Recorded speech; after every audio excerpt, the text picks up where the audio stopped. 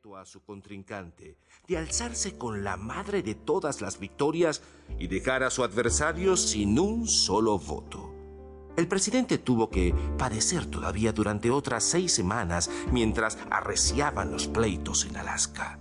Cuando el Tribunal Supremo le otorgó finalmente los 3 votos electorales del estado, él y Critz se bebieron discretamente una botella de champán.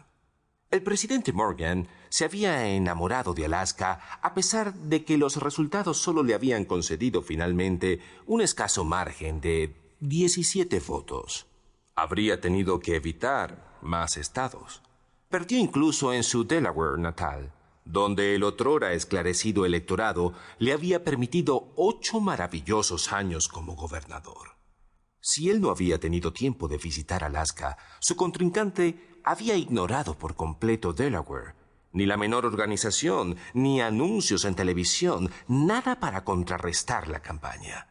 Y así todo, su oponente había obtenido el 52% de los votos. Critz, sentado en un sillón de cuero, sostenía en las manos un cuaderno de apuntes con una lista de los cientos de cosas que había que hacer de inmediato. Observó cómo su presidente se desplazaba muy despacio de una ventana a la siguiente mientras escudriñaba la oscuridad y soñaba con lo que hubiese podido ser. El hombre estaba deprimido y humillado. A los 58 años su vida había terminado. Su carrera era un fracaso, su matrimonio se estaba desmoronando.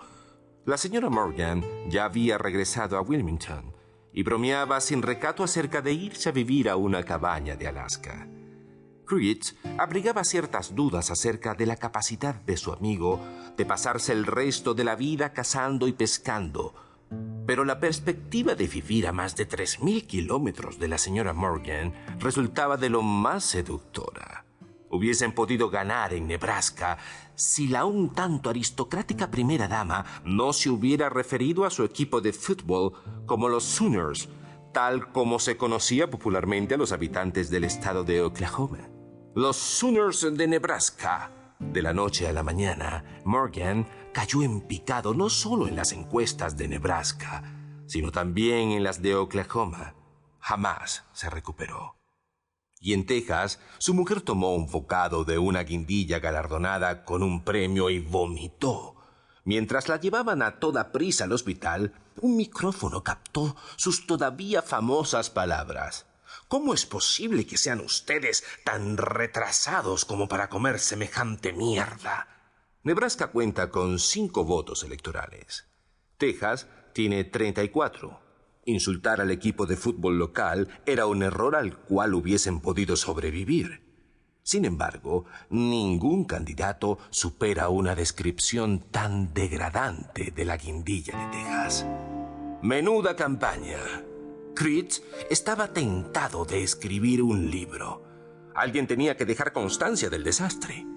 La colaboración de casi 40 años entre ambos estaba a punto de terminar. Critz había conseguido un empleo con un contratista del Departamento de Defensa por $200,000 anuales y llevaría a cabo una gira de conferencias a $50,000 cada una, siempre y cuando hubiera alguien suficientemente desesperado como para pagarlos. Tras dedicar su vida a la administración pública, se había quedado sin un céntimo. Estaba envejeciendo rápidamente y ansiaba ganar unos dólares. El presidente había vendido su preciosa casa de Georgetown a muy buen precio. Se había comprado un pequeño rancho en Alaska donde estaba claro que la gente lo admiraba y tenía previsto pasar el resto de sus días allí, cazando, pescando y quizás escribiendo sus memorias.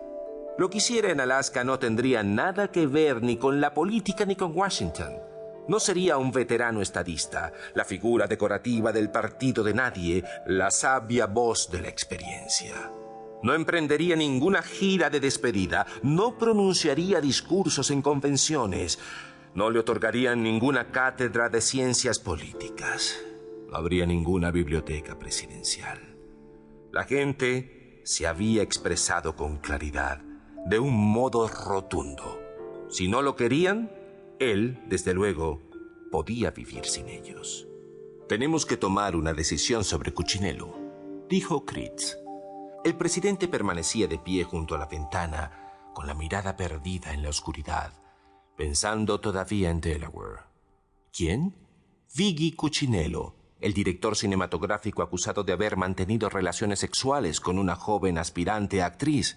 ¿Cuán joven? De 15 años, creo. Eso es muy joven. Pues sí.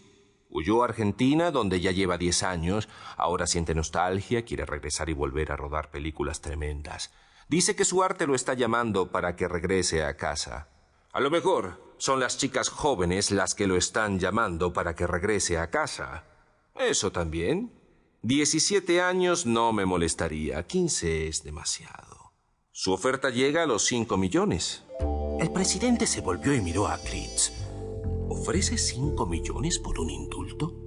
Sí, y hay que decidir con rapidez. El dinero se tiene que sacar por transferencia de Suiza y allí son las 3 de la madrugada. ¿A dónde iría a parar? ¿Tenemos cuentas offshore en paraísos fiscales? Es fácil. ¿Qué haría la prensa? Sería desagradable. Siempre es desagradable. Pero esto sería especialmente desagradable. La verdad es que a mí la prensa me importa un bledo, dijo Morgan. Pues entonces, ¿por qué lo preguntas? Quiso saber Critz. ¿Se puede seguir el rastro del dinero?, preguntó el presidente, volviéndose de nuevo hacia la ventana. No. Con la mano derecha, el presidente se empezó a rascar la nuca, tal como siempre hacía cuando se enfrentaba con una decisión difícil. A punto de lanzar un ataque nuclear contra Corea del Norte, se había rascado la piel hasta hacerse sangre y mancharse el cuello de la camisa blanca. La respuesta es no, dijo. 15 es demasiado joven. Sin previo aviso se abrió la puerta y Artie Morgan, el hijo del presidente, irrumpió en la habitación con una Heineken en una mano y unos papeles en la otra. Acabo de hablar con la CIA, dijo con aire indiferente. Llevaba unos vaqueros desteñidos e iba sin calcetines. Maynard está de camino. Dejó los papeles sobre el escritorio y se retiró dando un portazo. Artie hubiese aceptado los 5 millones de dólares sin dudar, se dijo Critz, independientemente de la edad de la chica. 15 años seguro no eran demasiado poco para Artie. Hubiesen ganado en Kansas si no hubieran sorprendido a Artie en la habitación de un motel de Topeka con 3 animadoras, la mayor de 17 años. Un fiscal grandilocuente había desestimado finalmente las acusaciones 2 días después de las elecciones. Las chicas firmaron una declaración jurada. No habían mantenido relaciones sexuales con Artie. Estaban a punto de hacerlo y, de hecho, habían faltado segundos para que participaran en toda clase de retosos, pero una de las madres llamó a la puerta de la habitación del motel e impidió la orgía. El presidente se sentó en su mecedora de cuero simulando hojear unos inútiles documentos. ¿Qué es lo último que se sabe sobre Backman?, preguntó. En los 18 años que llevaba como director de la CIA, Teddy Maynard había estado en la Casa Blanca menos de 10 veces, y jamás para cenar. Siempre declinaba la invitación por motivos de salud, y jamás para saludar a un pez gordo extranjero. Era algo que le importaba un carajo. Cuando podía caminar, se pasaba alguna vez por allí para consultas con el presidente de turno, y quizá con alguno que otro de los que elaboraban sus programas políticos. Desde que iba en silla de ruedas, hablaba con la Casa Blanca por teléfono. Nada menos que todo un vicepresidente había sido conducido 2 veces en automóvil a Langley para reunirse con Maynard. La única ventaja de ir en silla de ruedas era que le daba un pretexto para ir o quedarse o hacer lo que le diera la real gana. Nadie quería presionar a un viejo lisiado.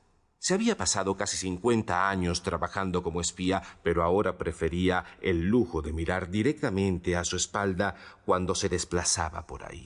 Viajaba en una furgoneta blanca sin identificación, con cristales a prueba de balas, paredes de plomo y 2 chicos armados hasta los dientes sentados detrás del chofer, también armado hasta los dientes.